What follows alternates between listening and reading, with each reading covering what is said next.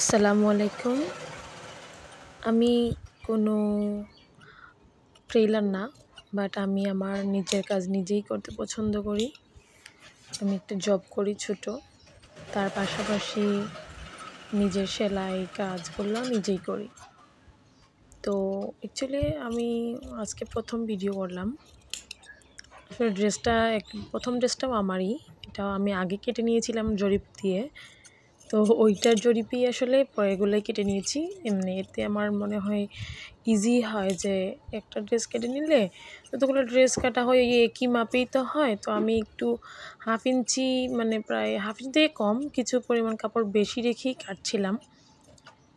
তো এই হচ্ছে আমার ড্রেস কাটিংয়ের ভিডিওটা আসলে আমি সেলাই করার সময় কোনো ভিডিও করি নাই। তো এই ড্রেসটা খুবই সিম্পল, আমি বাসায় পরার জন্যই বানিয়েছি। আর অল্প একটু ডিজাইন দিয়েছি হাতের মধ্যে। হুট করে মনে হলো যে একটু ডিজাইন করি, যেহেতু আমি ড্রেসের গলায় ও নর্মালভাবে করেছি। আসলে আমি তো হিজাব পরি, তো আমার মানে ড্রেসে তো ডিজাইন করে আসলে পরা হয় না। আর যখনই কোনো ডিজাইন করি তো নিজে থেকেই করি। আসলে আমি সেলাই কোথাও শিখি নাই। আমার মা সেলাই করেন মাঝে মধ্যে, ওনার কাছ থেকেই দেখছি। আমার ফুফুরা সেলাই করেন, ওনাদের কাছ থেকে দেখছি। আসলে আমি কোথাও থেকে প্রশিক্ষণও নেই নাই। আমার আম্মুও কোথাও থেকে প্রশিক্ষণ নেন নাই।